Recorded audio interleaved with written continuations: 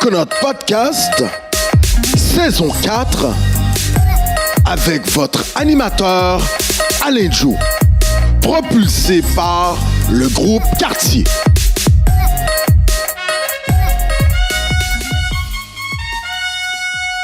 Mesdames, Messieurs, bonjour, Koué. Et oui, une autre émission où vous allez faire une découverte incroyable. En ce mois de mars, nous célébrons la semaine d'action contre le racisme. Alors, messieurs, dames, nous vous avons habitués à Coconut Podcast de vous faire découvrir des personnalités de marque. Aujourd'hui, vous allez rencontrer une grande dame. Si vous ne la connaissiez pas encore, vous allez faire toute une découverte. Alors, dans un premier temps, je me dois de vous la présenter ainsi. Elle est une polyglotte, mais surtout une francophile, une amoureuse de la langue française. C'est incroyable. Pour Coconut Podcast, nous recevons une aussi grande personnalité. Je peux vous dire que je suis fébrile à l'instant même. Aujourd'hui, elle sert au Canada, plus précisément dans la ville de Québec. Elle est consul général des États-Unis d'Amérique. C'est avec une énorme joie, messieurs, dames, que nous accueillons à Coconut Podcast, je dis bien, la docteure Mélanie Anne Zimmerman, messieurs, dames. Oula, tu vas me faire rougir, là. Attention, hein, tu peux chauffer une salle comme ça.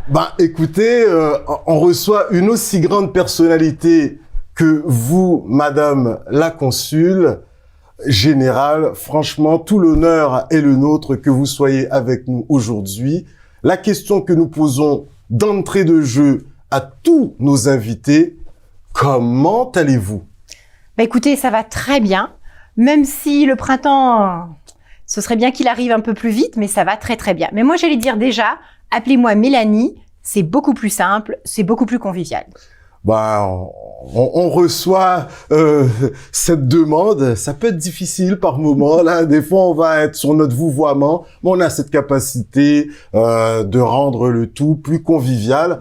Alors, Mélanie, en ces temps de pandémie, on vient de vivre 2 années fort rocambolesques, crise sanitaire que nous avons connue au Canada, aux États-Unis, à travers la planète. Comment avez-vous vécu? Comment as-tu vécu? On commence à rentrer dedans. Comment as-tu vécu cette pandémie sur le plan personnel et voire même professionnel, sachant que tu es au Québec depuis 2019? On t'écoute. Oui, je suis arrivée en août 2019, donc j'ai eu à peu près 6 mois de mandat, on va dire, traditionnel, et puis la pandémie nous a eu. En fait, pour la petite histoire, j'étais en mission avec l'armée canadienne à Nunavut, en Arctique, quand les communautés locales, ayant appris l'ampleur de la pandémie, nous ont demandé de repartir. En disant, écoutez, on a peur, on veut pas être contaminé, il faut mieux par excès de précaution qu'on arrête la mission et qu'on revienne. Alors d'un point de vue personnel, je suis maman de 2 grands-enfants, et là, l'école s'est arrêtée tout de suite. Et ça a été l'école en ligne. Ça s'est relativement bien passé, mais il faut dire que ça a été très, très dur. On a beaucoup parlé de nos aînés et des petits, mais je pense que pour les adolescents, ça a été très difficile puisque leur monde entier se construit autour de leurs pères, leurs amis, leurs activités. En effet. Et de se retrouver confinés avec maman à la maison 24 heures sur 24 avec des cours en ligne, surtout à un moment dans leur vie où maman est pas toujours très cool, c'était pas toujours évident. Mais ça s'est quand même bien passé. En termes professionnels, on a suivi les recommandations du gouvernement du Québec. On est passé en télétravail obligatoire. Nos équipes sont restées à la maison pratiquement 2 ans, venant une fois de temps en temps au travail quand c'était nécessaire. À l'exception de notre section consulaire, on s'est toujours occupé de nos citoyens américains. C'est-à-dire que la mission première d'un consulat et d'une ambassade, c'est pas les visas, c'est pas les relations bilatérales. En fait, ce qu'on sait souvent pas, c'est que c'est s'occuper des citoyens américains de la naissance à la mort et tout ce qu'il y a entre deux.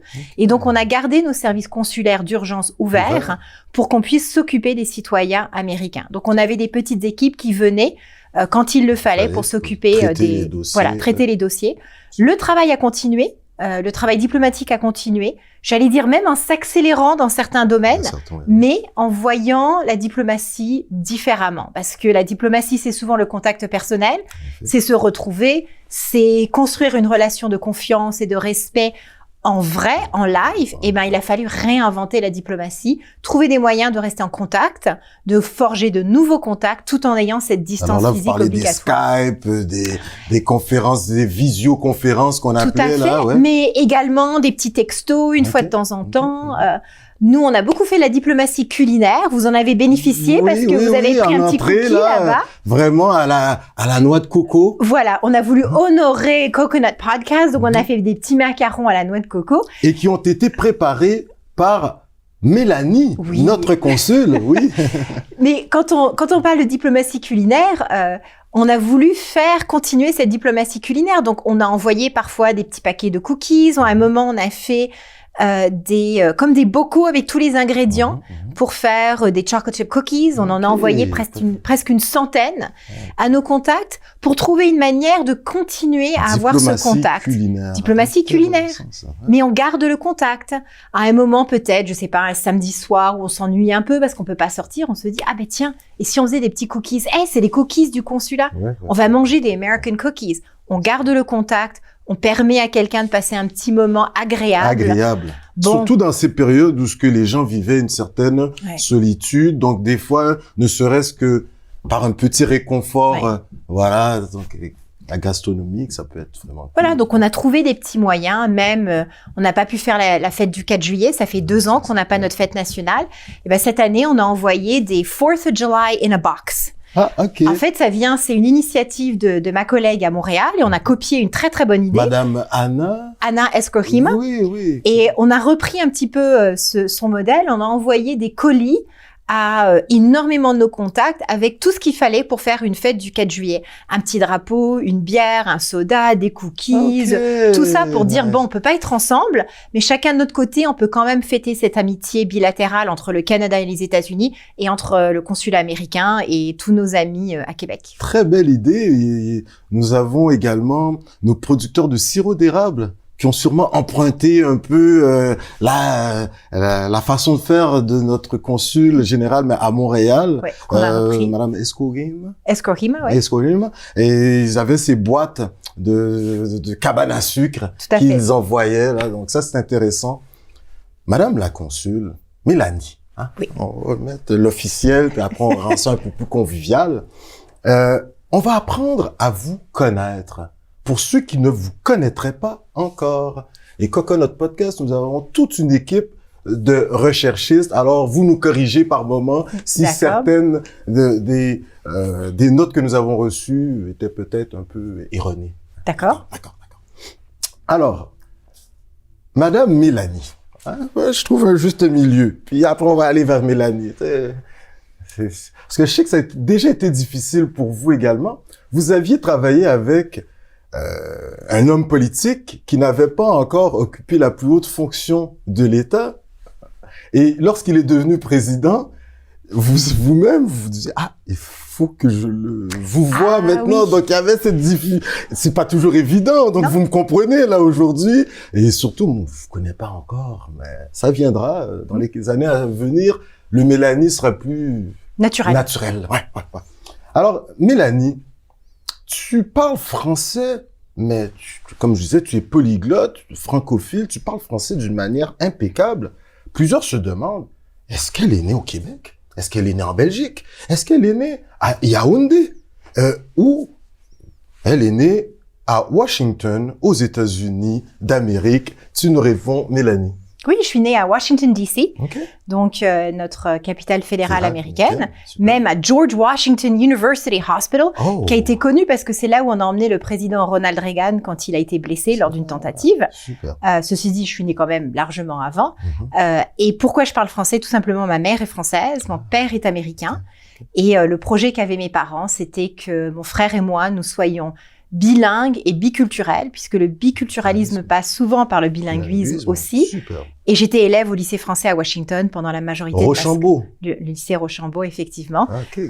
Pendant la majorité de ma scolarité. Et ensuite, j'ai toujours choisi d'aller à l'école ou d'avoir des missions dans des pays ou dans des lieux où je pouvais utiliser le français. La langue de Molière. La langue de Molière, de Baudelaire, de Voltaire, comme vous voulez, mais comme on dit...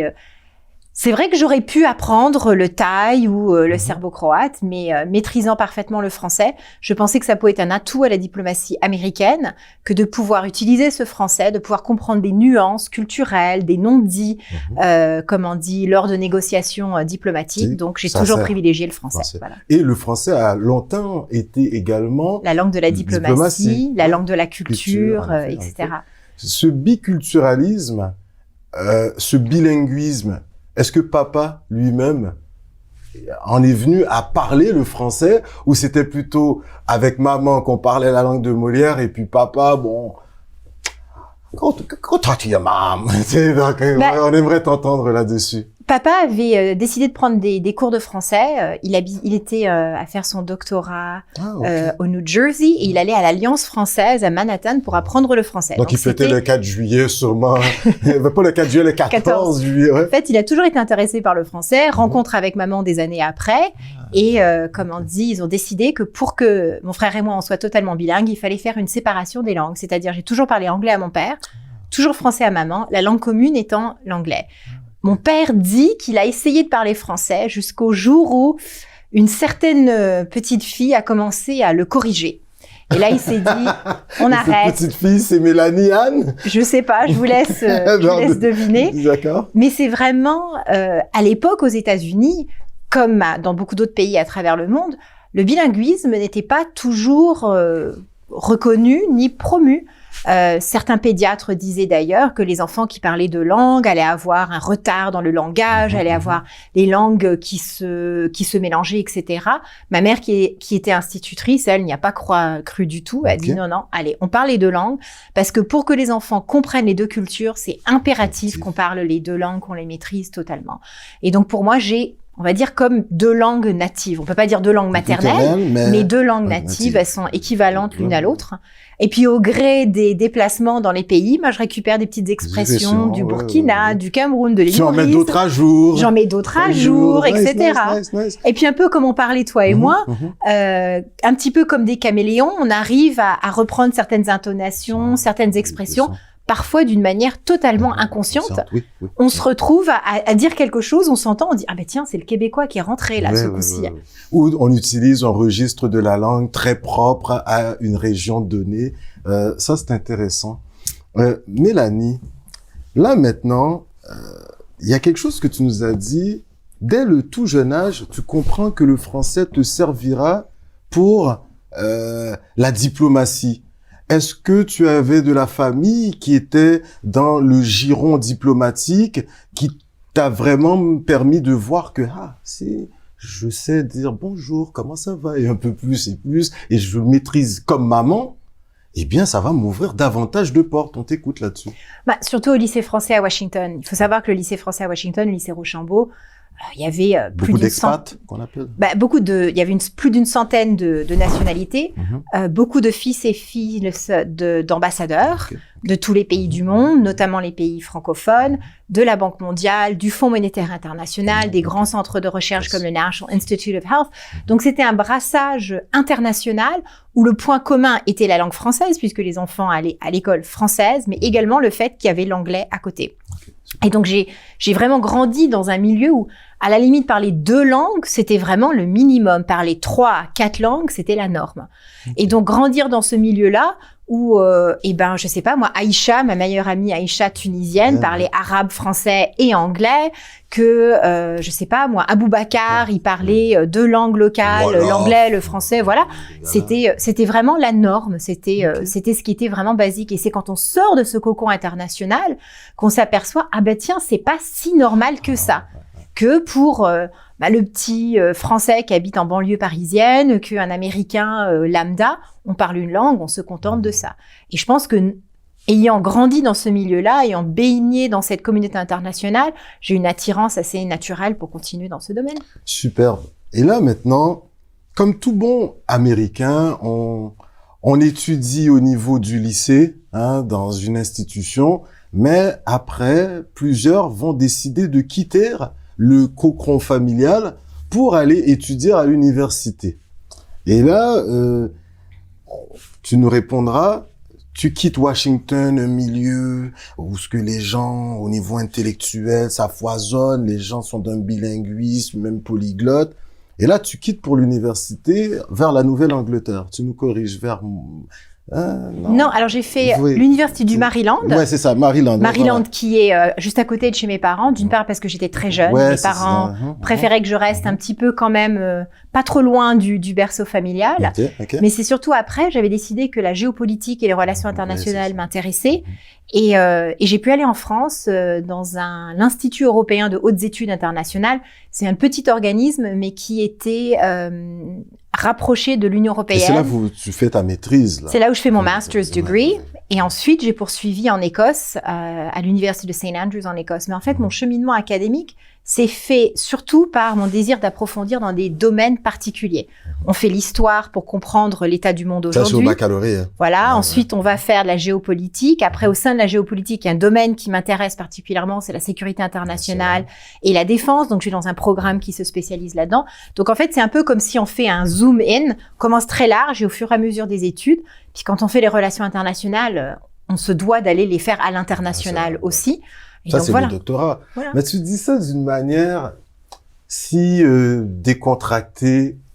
Tu sais, ton doctorat que tu fais, tu vas le faire à la St. Andrews University.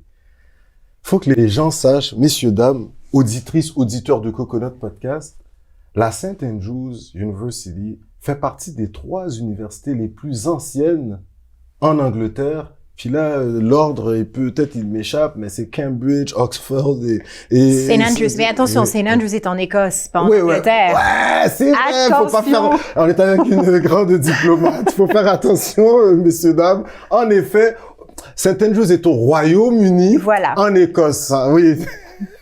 Autrement, on va se fâcher avec tous les Écossais. Effectivement, c'est une université qui a 605 ans, je pense, maintenant.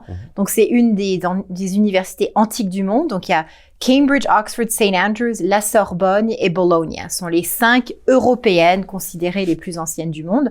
St. Andrews est perdu dans un petit village écossais, mais qui a une longue histoire et une riche histoire. Mais surtout, c'est parce qu'à l'époque, c'était la seule université qui proposait un doctorat spécialisé dans la lutte contre le terrorisme et les menaces non traditionnelles. Et c'est vraiment ça que je voulais faire. Donc, je me suis retrouvée à la gare avec mes 2 valises et les étoiles dans les yeux en me disant « ça y est, je vais sauver le monde, ça commence en Écosse ». Quoi. La réaction des Zimmerman lorsqu'ils voient que leur petite fille accède mais vraiment à un degré d'étude, est-ce que eux-mêmes ils y avaient cru? Parce que des fois les parents ils te montrent la voie et puis bon l'enfant il prend différentes avenues et là de savoir que tu rentres dans une université si prestigieuse, papa il avait fait les études mais aux États-Unis et là il voit sa fille qui se lance vers l'international, leur réaction, est-ce que tu t'en rappelles encore là? Oui, je m'en rappelle parce que ma mère qui me dit « mais en Écosse, tu vas aller en Écosse, est-ce que tu sais où tu vas ?» Pour elle, c'était « t'es habitué à la ville, t'arrives de Paris, mais qu'est-ce que tu vas aller faire en Écosse? C'est un trou perdu, quoi. » Mon père était, je pense, très fier, très content parce que j'allais faire un doctorat. Mais je me souviens, la première conversation qu'il a eue avec moi, c'est « attention Mélanie, le doctorat, c'est comme un marathon. » Il m'a dit « il faut que tu le saches dès l'entrée, que c'est comme un marathon. C'est vraiment une course de longue haleine. » Tu vas démarrer, tu vas être enthousiasme, tu vas courir un peu trop vite, tu vas te fatiguer, tu vas arriver à la mi-chemin, tu vas réaliser que tu as loin à aller, mais tu viens de loin, et puis il faut le 2e coup de vent pour continuer et terminer son doctorat. Il a dit le plus important, c'est de terminer. Parce que trop de personnes commencent un doctorat et puis ils lâchent à mi-chemin parce qu'ils en ont marre, parce que c'est pénible, parce que c'est fatigant. Et moi, jeune et un peu naïve, oui, papa, bien sûr. Et tout compte fait, il avait absolument raison. C'est vraiment, c'est un travail de persévérance, de ténacité. Et en 99, le grand jour? Le grand jour, c'est le grand oral. Hein. Ah ouais. Et le grand oral, une fois qu'on a écrit un livre pratiquement de 200 pages, il faut passer devant le grand oral avec des professeurs qui ont lu le travail, qui critiquent. Des sommités. Qui attaquent, qui qui critiquent vraiment dur pour savoir si on est digne d'arriver à leur niveau ou pas.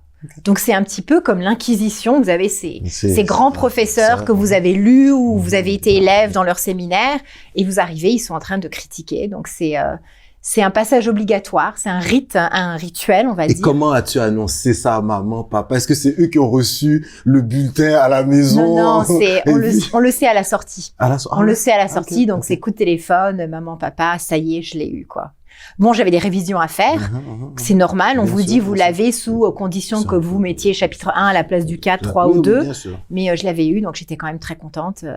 Et oui, c'est mon travail, mais c'est avec le soutien de mes parents. Ton frère, sa réaction? Quand il voit que sa sœur est rendue docteur, il va devoir l'appeler docteur. Hey, doc! Non, sa réaction, surtout pas. Mon frère, je suis toujours sa petite sœur et j'ai intérêt de connaître ma place. Hein. Non, c'était pas... Mais c'est vrai que dans... Washington, il faut le savoir, c'est une des villes avec la concentration la plus importante de docteurs, de médecins, de scientifiques, etc. Donc, le domaine où j'ai grandi, avec mes parents, la plupart des amis de mes parents étaient docteurs, médecins, avocats, etc. Donc, c'était pas si bizarre que ça.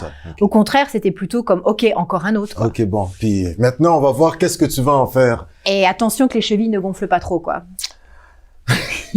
Incroyable comment tu maîtrises la langue. Là, direct après ton doctorat, comme tout bon doctorant devenu docteur, doctorante devenue docteur, on commence à faire ses armes en tant que professeur dans l'enseignement.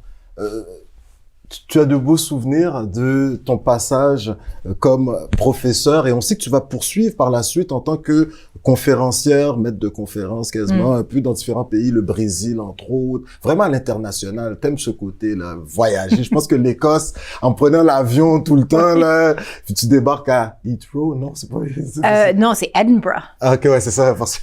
Au nord, ouais. On fera pas de conflit, là. Souvenir de ton passage, est-ce que tu y retournerais aujourd'hui? Tu n'as jamais vraiment laissé, puisque tu fais toujours cette éducation populaire auprès d'autrui. On aimerait t'entendre. Ben, en fait, je voulais, je voulais enseigner, ça me plaisait. Je travaillais déjà à l'ambassade des États-Unis à Paris, pas comme diplomate, j'étais recrutée locale, mais je voulais vraiment interprète et analyste. Et j'ai été enseignée à l'Institut supérieur de gestion à Paris. Ils avaient un programme en anglais, justement, pour un problème bilingue. Donc, ils étaient très contents que j'y aille. Et j'ai enseigné pendant 1 an et demi, je pense, là-bas, un cours.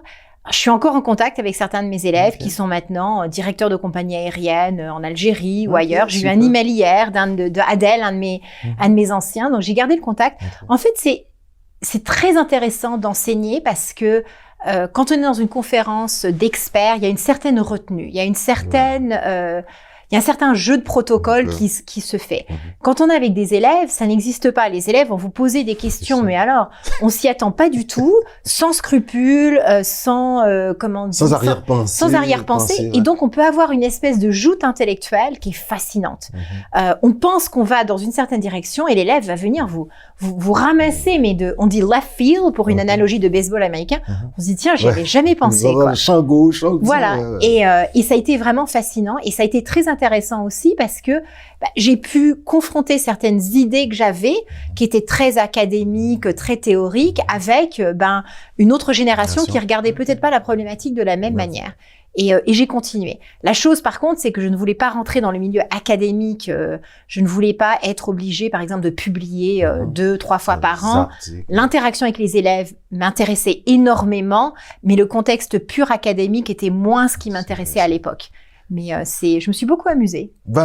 Ce qui est intéressant, toutes vos expériences, vous allez vous en servir pour les étapes qui suivent. Un peu comme une construction. Ouais, il y a quelque chose d'intéressant puisque ce contact avec les étudiants, ce rapport avec l'être humain, vous allez toujours vous servir de ce contact pour apprendre et que ça reste dans vos décisions futures que vous auriez à prendre, par exemple.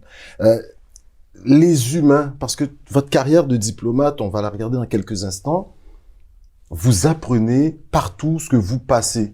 Est-ce que vous avez énormément appris de vos étudiants? Et si oui, quelle valeur retenez-vous de cet apprentissage avec vos tout jeunes, si on peut le dire comme ça? Je pense que il faut toujours enlever ses œillères. Alors, on a tous des œillères. Elles sont ethniques, religieuses, linguistiques, culturelles. Elles sont de toutes sortes. Avec les élèves, j'ai appris, en fait, il faut enlever ses œillères. Il faut regarder une problématique. Elle peut être analysée de beaucoup différents points de vue. Que parfois, on a une approche, sans le savoir, qui peut être générationnelle. Moi, je suis de la génération de la guerre froide, par exemple. Donc, je vais peut-être regarder le contexte des relations internationales comme la fin de la guerre symétrique, quoique avec l'actualité d'aujourd'hui, il y a un petit retour en arrière, et une nouvelle ère avec le conflit asymétrique, la menace des acteurs non étatiques, d'accord ? Par contre, quand j'ai affaire à une génération qui a 15, 20 ans de moins, eux qui n'ont jamais vécu autre chose que la guerre asymétrique n'ont pas les mêmes références. Et lorsque donc, vous parlez de guerre asymétrique, on fait référence aux groupes terroristes, aux acteurs non étatiques, etc. Et donc, on est à chaque fois obligé de confronter ce qu'on pense être acquis et prendre en compte des points de vue différents, des technologies différentes, des aperçus différents, et d'enlever ses œillères, d'essayer d'enlever ses œillères un maximum. Et ben ça permet à chaque fois un nouveau regard, un regard frais sur une problématique que peut-être on a cru visiter et revisiter, mais qu'au contact d'une nouvelle génération, on se dit ah tiens, j'y avais pas pensé. Ah ben c'est intéressant ça, j'avais pas pensé qu'on pouvait approcher la problématique de ce côté-là. Donc je pense que c'est ça que ça m'a appris, c'est que on a tous des croyances, une analyse ancrée dans son passé, son histoire, sa personnalité autre, et qu'il faut parfois apprendre à se sortir de je vais pas dire un carcan parce que c'est négatif, mais de cet a priori pour voir comment ça se passe ailleurs. Et ça je l'ai appris et j'ai pu l'appliquer multiples fois en diplomatie, quand on parle de négociation, par exemple, de dire, bah, tiens, si je me mets à la place de l'autre, si je vois de sa perspective, ah, tiens, j'y avais pas pensé, ça. Est-ce que c'était présent chez maman et chez papa de toujours tenter de se mettre dans la peau d'autrui pour essayer de comprendre, des fois, quand tu leur disais quelque chose, est-ce qu'ils essayaient de se mettre dans ta peau pour voir ce que tu essayais de les amener à voir? Ou est-ce que tu sens que tu as reçu cette éducation à la maison, par exemple? Je pense qu'il y avait une partie à la maison, mais je pense surtout qu'à la maison, c'était du fait d'être biculturel et bilingue. Bah forcément, la façon ou les valeurs ou les a priori de papa n'étaient pas toujours identiques à ceux de maman, puisqu'ils ont grandi dans deux continents différents, dans deux cultures très différentes. Donc, je pense que quand on est un enfant biculturel, qui deviendra un adulte biculturel, on apprend à naviguer déjà entre ces deux cultures, ces deux langues, et on sait que, alors, un truc bête, la salade aux États-Unis, on la mange en entrée, on la mange à la fin du repas aux États-Unis, par exemple.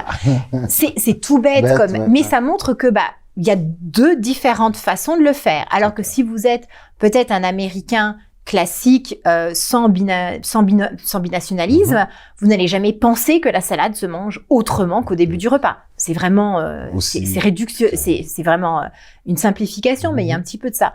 Et donc après, je pense que pour être un diplomate efficace, il faut toujours savoir se mettre dans la peau de l'autre. Il faut pouvoir regarder un conflit, un point de vue, une problématique par les yeux des autres si on veut être efficace dans la négociation ou dans la sortie de crise, par exemple. Superbe. Lorsqu'on est diplomate au département d'État, à un certain moment, même au Canada également, pour nous affecter à certains endroits, dans certaines régions, on est amené à passer un test au niveau linguistique. Et il apparaît que Mélanie, elle a eu un 5 sur 5. Donc, ça, elle a passé haut la main ce test. Et en 2001, tu peux nous corriger, tu vas entrer au département d'État, voilà, en France, et tu vas analyste, mais également interprète.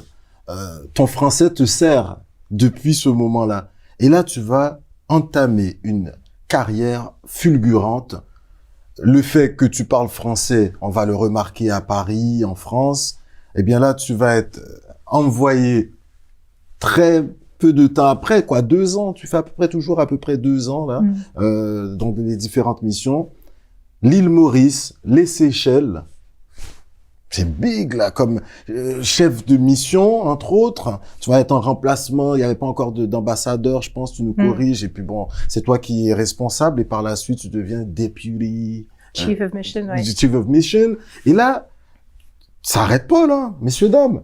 Elle se rend à Yaoundé, au Cameroun, entre autres. Par la suite, dans ce pays des Eyadema, hein, le Togo, est-ce que j'en oublie? Le Burkina. Le Burkina Faso, oui, en effet. Écoute, toute une expérience que tu vas acquérir sur le continent américain, ce qu'on vient de dire, prendre le temps d'écouter afin de pouvoir mieux proposer, hein, orienter, si c'est le bon mot, tes patrons, parce que tu vas avoir ce rôle de conseiller les ambassadeurs lorsqu'ils doivent prendre une décision ou certains officiers militaires. Tu vas être celle qui ne prendra pas ou qui va pas vraiment donner des conseils militaires, mais qui va leur faire prendre conscience de la réalité culturelle du pays, de la réalité politico-militaire du pays, afin que le gouvernement américain puisse prendre la meilleure décision dans l'action qu'il voudrait mener éventuellement. Mélanie, est-ce qu'aujourd'hui, quand tu constates ça, est-ce que tu vois le chemin qui a été parcouru depuis Rochambeau, messieurs, dames, hein, au Burkina Faso? J'aimerais t'entendre là-dessus. C'est énorme que tu aies occupé tous ces postes qui vont te servir, et on arrive vers le Québec dans quelques instants, à pouvoir être la grande diplomate que tu es en Amérique aujourd'hui. Ça a pris du temps pour que tu reviennes en Amérique, là, quand même. T'as servi à Washington un moment, là? Ouais. Non, mais je pense que j'ai eu une carrière qui a été surtout très intéressante, qui a été, épanouissante. Ouais. Grande ou pas grande, j'ai fait mon parcours. Vous savez, la diplomatie américaine est remplie de diplomates qui sont extraordinairement intuitifs, intelligents, etc. Donc c'est pas, j'ai eu une carrière où je me suis amusée, où j'ai eu des affectations dans des pays qui m'ont absolument fascinée. C'est vrai qu'en fait, moi j'avais toujours été attirée par l'Afrique depuis toute petite. Mon père m'avait fait regarder un feuilleton qui s'appelait Flame Trees of Thika sur une petite fille blanche qui grandit à Nairobi au début de l'ancien siècle, on va dire. J'ai toujours été attirée par l'Afrique, et donc quand j'ai eu la chance d'être acceptée au corps diplomatique américain, on fait une liste des pays dans lesquels on voudrait aller. Et en fait, j'ai mis pratiquement tous des pays africains. J'avais vraiment une attirance. J'étais jamais allée. J'avais envie d'aller en Afrique. Deuxièmement, j'étais grande fan de foot, soccer. Soccer, yeah. But if you live in the United States, but even living in Europe, Est-ce que tu as eu le passeport européen? Est-ce que tu as le droit à la double citoyenneté? Non. En tant que diplomate américaine, je suis américaine, vécu américaine.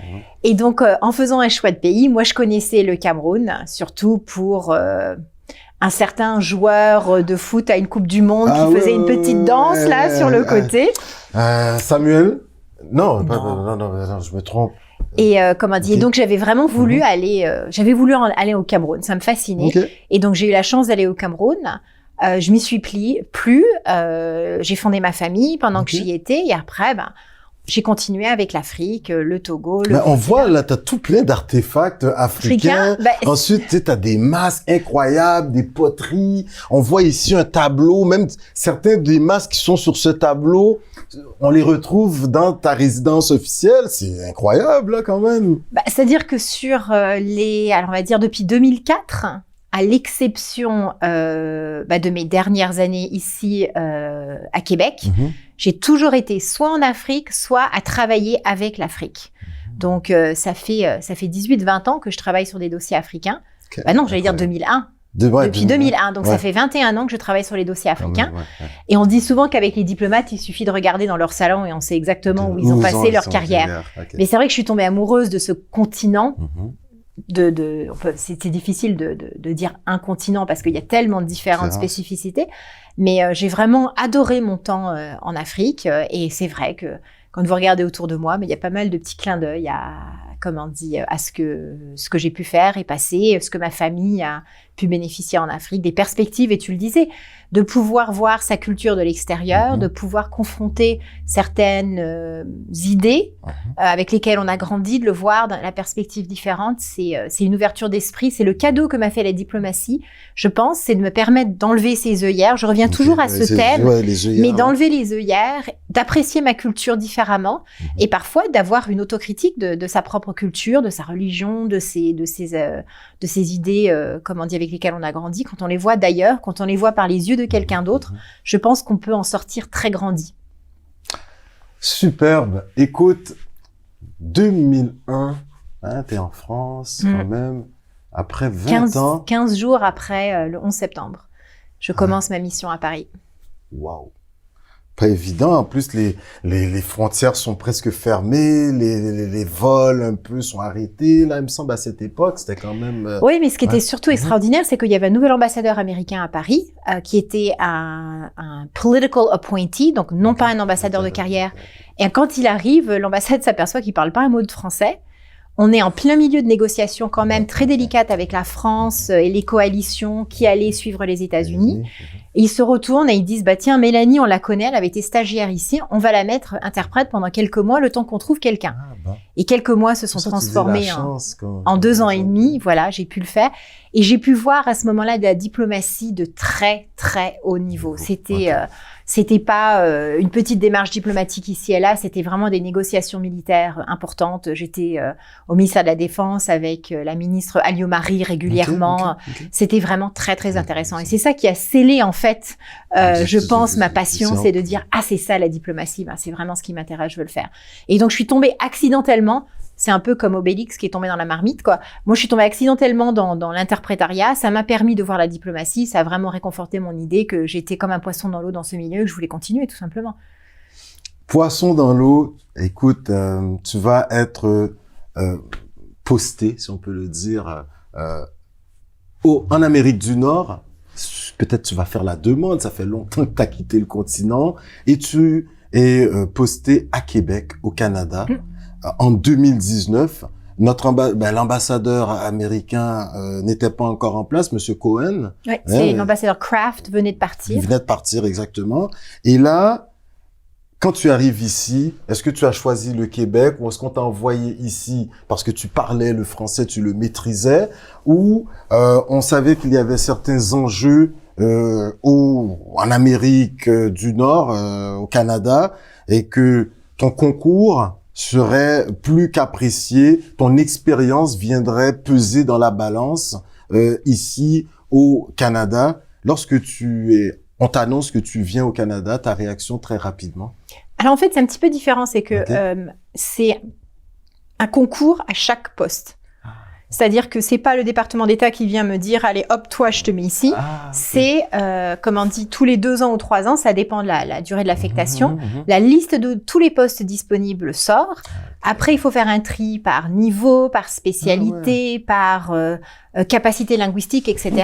Et après, on se retrouve avec une liste de postes qui nous intéresse. On postule, et là, il y a un premier dégraissage qui est fait, il y a des entretiens, il y a 360 references où ils viennent parler à vos supérieurs, vos subalternes et vos collègues, etc. Et de plus en plus, voilà. Et puis après, on arrive. Et c'est vrai que je voulais Québec pour plusieurs raisons. D'une part, parce que je parlais français. Deuxièmement, ça me rapprochait des États-Unis. Je pouvais avoir accès plus rapidement pré-pandémie à mes parents à Washington. Et également, mes enfants demandaient une expérience pour leur adolescence un peu plus run of the mill, un peu plus normale. Et donc, Québec s'est présenté, ça m'intéressait énormément. Cette particularité francophone, ce rapprochement à la France, cette identité culturelle propre à elle-même, tout ça me passionnait, mais aussi parce que à partir du consulat ici, on s'occupe de Nunavik et de Nunavut. Et donc il y avait cette dimension de l'Arctique que je ne connaissais pas du tout et qui m'intéressait beaucoup. Donc il y a eu l'appel un petit peu géographique, la langue effectivement, et puis aussi le côté arctique qui m'intéressait. Intéressant. On va rentrer là dans les 3 sujets qu'on va aborder avec Mélanie, consul général des États-Unis à Québec. Mélanie, l'Arctique, nous en tant que Canadiens, Québécois, Nord-Américains, on sait qu'il y a un passage, plus qu'il y a la fonte des glaces, il y a un passage maritime qui est en train de se dessiner dans l'Arctique, entre autres. Tu sais, il y a des peuples, nos frères et sœurs qui habitent ces contrées, les changements climatiques les impactent énormément. Alors, on s'intéresse de plus en plus également à nos frères et sœurs qui habitent ces contrées. Les ressources naturelles, y sont abondantes quand même. Alors, dans le contexte mondial d'aujourd'hui, on s'intéresse à nos frères et sœurs de là-haut. Mais il y a une spécialiste quand même en ce qui a trait aux questions sécuritaires. Tu as fait entre autres ton doctorat sur ces questions et on sait qu'aujourd'hui, dans le contexte mondial, de plus en plus, l'OTAN s'intéresse à sécuriser les frontières des pays membres. On sait que le Canada, avec les États-Unis, font partie du NORAD. Voilà. Donc, c'est un genre de regroupement sécuritaire pour l'Arctique. Est-ce que cet intérêt pour l'Arctique aussi, il y a ce volet, quand même nous assurer une sécurité à nous, citoyens, citoyennes du continent nord-américain, du continent américain? Est-ce que vous y pensez de plus en plus avec ce qu'on voit comme conjoncture au niveau mondial? Est-ce que notre consul, Mélanie Zimmerman, dans ses rapports, elle va peut-être mettre quelques notes en ce qui a trait à la sécurité du Grand Nord? On t'écoute. Je pense que déjà, le Canada et les États-Unis sont tous les deux des pays arctiques. Nous, on a l'Alaska, vous avez le Grand Nord. À Québec en particulier, vous avez tout ce qui est Nunavik, etc. Je pense qu'il y a toujours eu un intérêt pour l'Arctique. Ça, c'est clair. Par contre, avec la course à certaines ressources rares, des minéraux rares par exemple, peut-être qu'il y a un intérêt commercial accru et il y a surtout peut-être plus qui est dit publiquement dans la presse et ailleurs. Donc, il y a toujours eu un intérêt. NORAD est là depuis longtemps. La coopération militaire, scientifique est là. L'Université de Laval est un grand centre de recherche avec l'Arctique. Nos scientifiques coopèrent toujours depuis longtemps. Nos militaires aussi. Vous y étiez avec l'armée canadienne? Oui, je suis allée plusieurs fois. C'est comme on dit. Maintenant, ce qui est intéressant avec l'article, c'est quel est le rôle que nous, les États-Unis et le Canada, nous pouvons jouer pour nous assurer d'un développement équitable, respectueux des populations qui s'y trouvent, parce que quand on va chercher des ressources rares, ça se fait quand même sur des terres qui sont ancestrales pour les Inuits, par exemple. Comment est-ce qu'on peut faire de sorte que s'il y a un besoin de développement réel, qu'il soit fait en concertation, qu'il soit fait d'une manière respectueuse. Et je pense que c'est cette perspective-là qui commence à être connue de plus en plus. C'est pas un territoire vaste, inoccupé. Au contraire, il y a des populations qui vivent depuis des millénaires, qui vivent de la terre, qui vivent avec la terre et que l'on doit impérativement respecter quand on va voir ce qui s'y trouve, que ce soit rare and critical minerals, etc. En termes de la sécurité, bon, on a ce centre de NORAD, on a des coopérations entre les États-Unis et le Canada, on fait partie du Arctic Council, donc il y a des mécanismes en place, des organismes en place qui sont là pour justement éviter qu'il y ait un problème sécuritaire, c'est clair. C'est clair. Excellent. Et pour terminer, au niveau du département d'État, est-ce qu'il y a une volonté d'assurer une présence accrue au niveau militaire des États-Unis et du Canada en partenariat pour sécuriser les frontières arctiques du Grand Nord? Aujourd'hui, dans l'Arctique canadien, on n'a pas de présence militaire américaine. Hein. C'est la souveraineté nationale canadienne, ça nous regarde pas. Il y a des entraînements conjoints. Mais les entraînements conjoints existent partout, que ce soit en Golfe de Guinée, que ce soit en Amérique du Sud, que ce soit dans des mers à travers le monde. Les exercices, soit bilatéraux, soit multilatéraux, c'est normal que ça arrive tout le temps. Maintenant, ce qui est vrai, c'est que le Canada et les États-Unis coopèrent très étroitement, ont des programmes fructueux d'échange entre nos militaires, nos scientifiques, nos académiques, nos économistes, etc.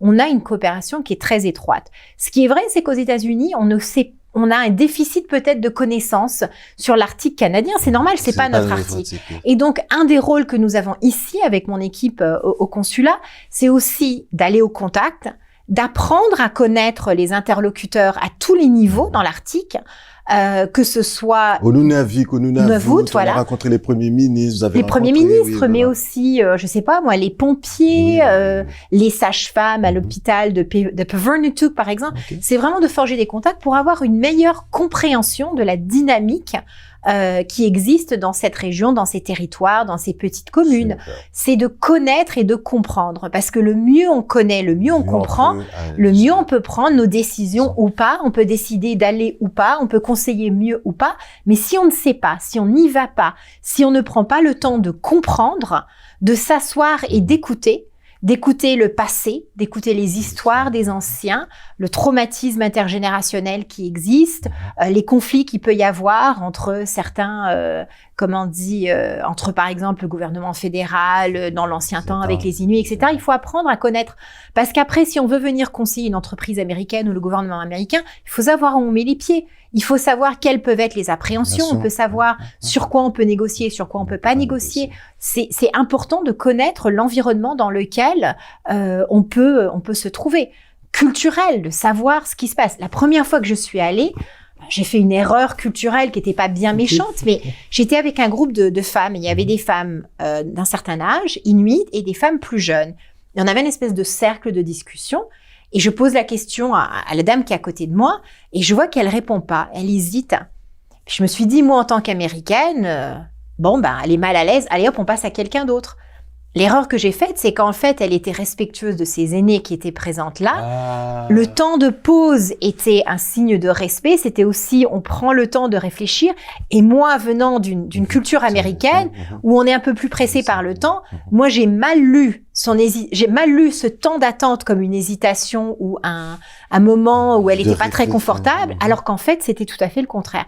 Ce genre de petites choses, c'est pas bien grave quand j'y suis toute seule, mais imaginons une négociation plus importante, ça peut amener à des quiproquos ou à, une mauvaise interprétation de ce qui s'y passe. Donc, c'est important de connaître.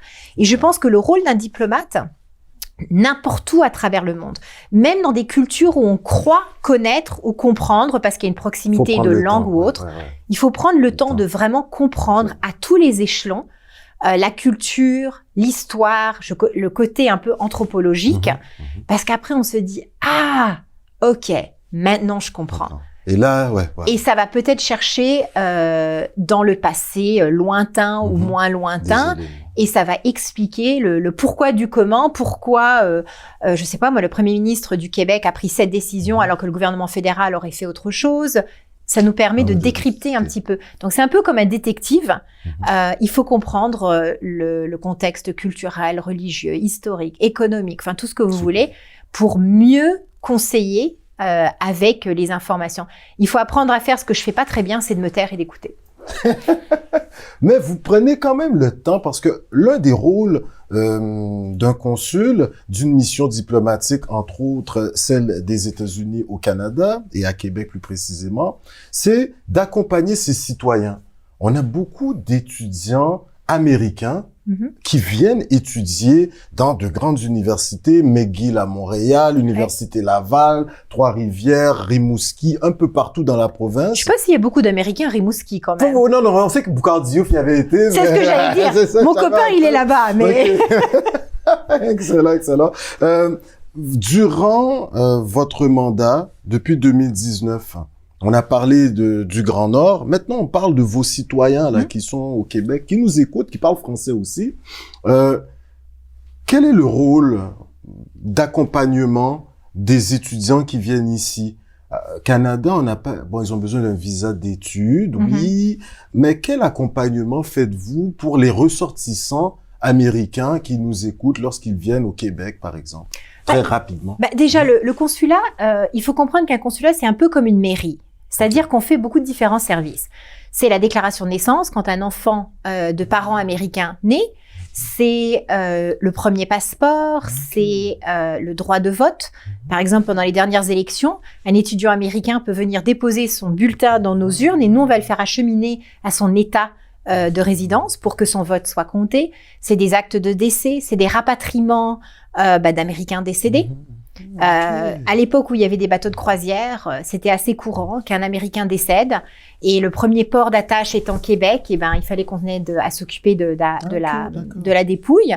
Ça peut être également un enfant américain qui est battu par ses parents et la DPJ nous contacte en disant bah, c'est un petit Américain, qu'est-ce qu'on en fait? Ça peut être un Américain qui se retrouve sans ressources et qui demande le repatriement humanitaire vers les États-Unis. Donc, c'est vraiment la gamme complète. C'est également, le consulat est une ressource. Voilà, je suis citoyen américain, je voudrais faire A, B et C. Comment je fais? Me lancer en affaires au Québec, est-ce que ça peut aussi les orienter? Ça sort un petit peu du rôle consulaire. Ça va devenir un petit peu le rôle de mon équipe économique qui va pouvoir conseiller. Mais on est vraiment un peu un one-stop shop. On passe ici. Puis après on va vous aiguiller un petit peu à droite et à gauche. Là, par exemple, récemment, j'ai eu un email d'un consul honoraire qui me dit voilà, j'ai une délégation qui voudra aller à New York. Comment je fais pour avoir un rendez-vous à la délégation américaine aux Nations Unies? Bon, bah moi, je prends mon carnet d'adresses, je connais qui, je fais comment, je fais parvenir. Donc, on fait un petit peu intermédiaire aussi pour tout un tas de différentes choses. Donc, on se lève le matin, on a son emploi du temps.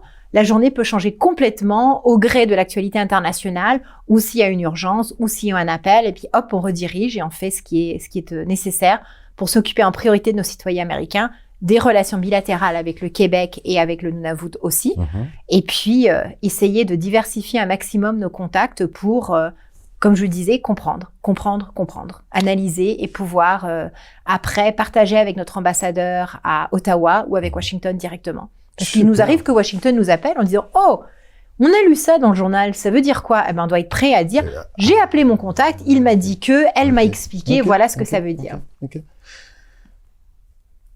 Deux derniers points très rapidement. La frontière, le poste frontalier à Lacolle. On sait que pas trop loin, il y a plusieurs gens qui essaient de rentrer au Canada de façon illégale. Ça pose des problèmes d'une part d'un côté de la frontière aux États-Unis, c'est problématique, mais ça devient problématique également au Canada. Est-ce que vous avez reçu un appel à un certain moment d'un ministre de la sécurité publique, ça va dans quelques instants, mais d'un ministre responsable des frontières, par exemple, de l'immigration, pour trouver une manière de collaborer, d'accompagner ces gens, de trouver une manière qu'ils ne soient pas pris en charge par des groupes criminels, des passeurs, qu'on dit. Quelle est la collaboration des États-Unis avec le gouvernement du Québec, Canada, afin de résorber cette situation aux frontières, entre autres, des gens qui rentrent de manière illégale? Alors, les frontières, c'est du domaine fédéral au Canada et c'est du domaine fédéral aux États-Unis. Donc, en fait, toutes les questions liées à la frontière étant du domaine fédéral, c'est l'ambassade des États-Unis à Ottawa et c'est le gouvernement canadien à Ottawa qui résout ça. Moi, en tant que consul général en poste à Québec, ce n'est pas ma spécialité. On vous appelle pas pour avoir une lecture? Non, et si on m'appelait, je dirais tout simplement, écoutez, c'est du ressort du gouvernement fédéral, je vous invite à contacter notre ambassade, voilà le numéro, ou référez-vous aux autorités canadiennes. Vous savez, moi j'ai une feuille de route, j'ai un domaine de compétences, et je pense que en tant que diplomate, c'est important de savoir là où sa compétence s'arrête et là où il faut rediriger quelqu'un vers l'autorité qui est à même de pouvoir expliquer et résorber une situation. On sait que dans vos études, et là on s'en va vers la fin de l'entrevue, vous êtes beaucoup attardé à comprendre les groupes mafieux, les groupes terroristes, même les Boko Haram en Afrique, présents également. Je sais qu'en Ouganda, il y a un nom Joseph Kony. Oui, voilà, qu'on apprenait. Aujourd'hui, on sait que nous, au Québec, on a une problématique et comme un peu partout dans les grandes villes, les grands centres urbains, on a une problématique de prolifération des armes à feu et de crimes commis avec ceux-ci. Et il appert que plusieurs de ces armes passent par la frontière qui sépare nos deux pays. Qu'entrevoit Monsieur l'ambassadeur Cohen, selon vos connaissances, qu'entrevoit Monsieur l'ambassadeur Cohen avec les autorités canadiennes afin que cette situation, donc peut-être M. Blinken aussi, M. Biden au plus haut niveau, comment compte-t-il trouver un accord avec le Canada pour que cette frontière ne laisse plus passer des armes si les armes passent par la frontière? On vous écoute, madame. Alors, c'est une problématique, évidemment, que l'ambassadeur Cohen est, est bien au courant. Il en discute régulièrement avec les autorités fédérales. Okay, cool. Nous avons au sein de notre ambassade à Ottawa un représentant de ATF, Alcohol, Tobacco and Firearms. Donc, le Firearms, c'est cette branche en particulier qui est venue à Québec plusieurs fois, qui s'est entretenue avec différentes autorités. Il y a une coopération qui existe entre les États-Unis et le Canada en ce qui concerne le traçage, parce que ça, c'est important, c'est le traçage des armes, de savoir qu'est-ce qui est en train de se passer réellement. Est-ce qu'on peut tracer d'où viennent ces armes? Combien viennent réellement des États-Unis? Avec les numéros de série, etc. Donc, il y a une coopération qui existe entre les États-Unis et le Canada, et nous avons un représentant spécialisé dans ce domaine qui est la point person pour toutes ces questions. Dernière question. Vous allez me voir venir un peu. Vous parlez super bien français. Vous connaissez l'Afrique quand même pas mal, hein, dans plusieurs détails. Puis là, en préparant l'entrevue avec l'équipe de Coconut Podcast, on s'est dit, Mélanie, Madame la Consul, est-ce que s'il y avait un affichage de poste pour Haïti dans les Caraïbes, parce que là, vous avez tout ce qu'il vous faut pour même, alors que Coconut Podcast, lorsqu'on dit quelque chose, souvent ça l'arrive, pour être ambassadrice des États-Unis à Haïti. On vous écoute là-dessus. Est-ce que c'est quelque chose qui vous est déjà passé par la tête? Est-ce qu'il y a d'autres grands diplomates qui vous ont dit, Mélanie, t'as jamais pensé à Haïti? Alors, on t'écoute là-dessus un peu pour terminer. Alors, pourquoi pas? Ouais, okay. Par le passé, j'y ai pensé, mais étant mère de jeunes enfants, il y avait quand même une petite problématique en termes de la sécurité, en termes des écoles. Donc, j'étais limitée par le fait que je ne voulais pas être séparée de mes enfants. Donc, Haïti n'était pas d'actualité à ce moment-là. Okay. Ma prochaine affectation, elle est déjà connue. En mois de juillet, je pars aux Nations Unies, à la mission américaine à New York, avec notre ambassadeur Linda Thomas Greenfield, qui était jadis ma patronne à Washington. Ouais, elle est afrodescendante. Oui, c'est celle que vous voyez aux informations en ce moment. Donc, normalement, je vais aller passer 3 ans à New York. Et puis après, on verra. Ça va dépendre aussi de cette fameuse liste dont je vous parlais. On peut vouloir aller quelque part, mais si il n'y a pas de concordance entre mon timing et la disponibilité des postes, eh ben on peut pas le faire. Mais pourquoi pas? J'ai beaucoup d'amis qui sont haïtiens, j'ai des amis diplomates qui ont été en poste multiples fois à Haïti, qui en parlent avec un grand bien. Donc, écoutez, l'avenir nous le dira. Mais pourquoi pas? Ça me plairait aussi. Mes enfants sont grands maintenant, donc je suis un petit peu plus libre de choisir mes postes là où je veux aller. Donc j'allais dire, donc on est en 2000, on va dire peut-être 2025. On verra bien à ce moment-là. Ambassadrice, peut-être pas encore, mais peut-être chef de mission diplomatique adjoint ou quelque chose comme ça. Et puis je me mettrai au créole. Ah bah ouais, bah en tout cas, Coconut Podcast, on sera toujours là, Mélanie, pour vous donner quelques petits cours. Voilà, comme on a fait avec Monsieur David Weiser également, qui a été récemment élu à la ville de Québec comme conseiller municipal et maintenant qui siège sur le comité exécutif. Oui, et qui est chargé de la diversité, des relations avec la communauté anglophone. C'est tout un travail. C'est un allié du consulat. On travaille beaucoup avec lui, avec un allié de Coconut Podcast aussi. Parce qu'on se focalise beaucoup au consulat sur la diversité et l'inclusion. David Weiser et d'autres organisations telles que les siennes sont des interlocuteurs privilégiés pour nous aussi. Écoute, Mélanie Zimmerman, toute une entrevue. Écoute, tu es en train de nous ouvrir la porte. Aujourd'hui, on te rencontre. On va faire une demande pour Monsieur l'ambassadeur Cohen. Ben pourquoi pas? On baragouine un peu d'anglais, on mettra des sous-titres si le français n'est pas aussi prédominant que le tien, parce que toi, écoute, moi j'attends un livre en français de Mélanie, là, ça c'est obligé. Alors, écoute, le mot de la fin est à toi.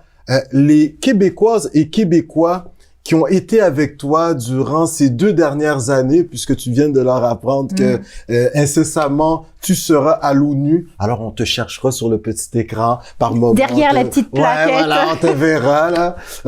Alors tu peux prendre le temps de les remercier, tous tes collaborateurs, collaboratrices. T'as rencontré assurément, tu sais, plein de gens au Québec. Tu peux prendre les 15 dernières secondes pour les remercier, puis tes remerciements. Et si tu as une suggestion d'un livre, d'un film, d'un documentaire, n'hésite pas. La parole est à toi, Mélanie. Je pense que c'est... merci pour l'opportunité de faire Cosette avec toi, Ouais, un petit peu, de jaser, comme on dit ici. De jaser.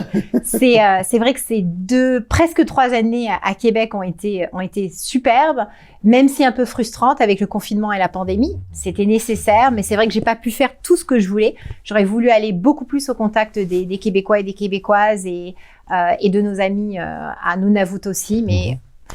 La pandémie nous a un petit peu coupé les ailes. Ceci dit, je vais partir avec des souvenirs plein la tête aussi, de superbes rencontres que j'ai pu faire grâce à mon équipe qui a vraiment su m'aiguiller vers les bonnes personnes. Et quand je dis les bonnes personnes, c'est effectivement le Premier ministre, les ministres, les députés, mais c'est aussi le Québécois lambda, c'est le chauffeur de taxi avec qui j'ai pu parler un petit peu. On s'est beaucoup focalisé sur la diversité, la communauté africaine diaspora, la communauté musulmane, les relations avec les communautés indigènes. Et je pense que j'ai beaucoup appris au contact de toutes ces populations-là. Et j'espère que j'ai pu me faire un fidèle porte-parole parfois des préoccupations, des challenges que ces différentes communautés ont pu avoir pour pouvoir expliquer à Ottawa, à mon ambassade à Ottawa et à Washington un petit peu quelles sont ces différentes problématiques.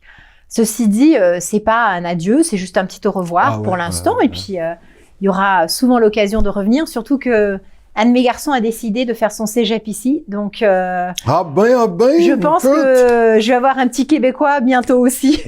Écoute, ici, vraiment. C'est toujours un plaisir que d'accueillir des membres de des médias ici. La maison, la résidence vous est ouverte pour un café et des cookies quand vous voulez, au coconut, pour pouvoir parler, pour apprendre à se connaître, parce que je pense que les relations humaines se font par le contact, c'est en parlant, c'est en apprenant, c'est en n'ayant pas peur d'autrui, c'est parfois en sortant de sa zone de confort, mais c'est d'aller vers l'autre et c'est ce qu'on fait aujourd'hui. Tu es venu me voir. On a pu jaser, t'en sais plus long sur moi que sur toi, donc la prochaine fois, c'est moi qui vais faire l'entretien. Excellent. Et comme on dit, et on est toujours heureux de pouvoir recevoir du monde ici dans la Maison de l'Amérique, qui est le consulat à Québec. On te remercie. Écoute, on est en quelque sorte aux États-Unis. Mais c'est pas en quelque sorte, vous êtes aux États-Unis, territoire américain. C'est ça exactement. Et t'as même pas eu besoin de faire un dépistage Covid pour y aller. Monsieur le Premier ministre. Donc, là, le bâtiment appartient au gouvernement américain. Vous êtes sur territoire américain. Oui. Donc vraiment. So welcome to America. Thank you very much. It was such a pleasure, just not even to have to cross a real border, let's say. You did have security. Oh yeah, huge security. Yeah, they have to make sure that we're our safe. council, is safe. Vraiment, merci beaucoup. Coconut Podcast, on a eu cette opportunité de faire le tour du Québec et on a été à la rencontre de nos frères et sœurs issus des Premières Nations. Alors, en langue Innu, ils te disent « Chinash Kumitin ». Par la suite, nos frères et sœurs algonquins te disent « Miigwech ». On s'est rendu voir les Abénakis et là, vers Odanak, Victoriaville, Drummondville, ils te disent « Oh, Léone ». On est allé, on est à Québec, vers Loretteville, pas trop loin. Nos frères et sœurs Huron-Wendat, en langue Wendate, ils te disent « Téawek ». Et nous, on vient de Montréal. Écoute, nos frères et sœurs des Premières Nations à Montréal te disent « Niawen ». Tout ça pour te dire merci. Nous autres, on est d'origine haïtienne, puis on fait que enlever le R et on dit merci en pile. Puis Coconut Podcast, on est polyglotte pas à peu près. On a appris un petit peu d'hébreu, toda. Écoute, moi je vais te rajouter en français, mais une expression que j'ai apprise en Afrique. Vas-y, non? Au Burkina Faso, quand on demande la permission de partir, on demande la route. Il faut la demander 3 fois avant qu'elle vous soit accordée. Et si vous aimez bien votre interlocuteur, vous lui donnez la moitié de la route. Tu reprendras l'autre pour revenir. Donc, je te donne la moitié de la route à toi, à ton équipe et à tes interlocuteurs. Ah, et puis moi, je prends l'autre moitié. Pour revenir. Pour revenir. Ah, bah, il y a quelque chose de... ça veut dire, on n'est pas trop parti, mais on est là, mais voilà. Mais franchement, Chokran, merci beaucoup. Et je pense qu'il y a une admiratrice qui veut que tu reviennes aussi. Ah hein. ouais, regardez, messieurs, dames. Hein? Le chien. Diplomatique, un diplodog. Diplodog. Yeah, messieurs, dames. Alors, nous étions incroyables avec la consul générale des États-Unis à Québec. Je me dois de dire Dr. Mélanie Anne Zimmerman. Et puis, pour Coconut, on l'appelle Mélanie. Je vous invite à la suivre sur les différents réseaux sociaux, assurément sur Twitter. On se doit de la féliciter. Elle sera affectée aux Nations Unies. Alors, nous, sur notre petit écran, on cherche notre docteur Mélanie Anne Zimmerman. Sur ce, on se revoit pour une prochaine entrevue dans le cadre de ce spécial, la semaine d'action contre le racisme, le mois de mars. On se voit pour une prochaine entrevue. Merci, Nyawen. Au revoir.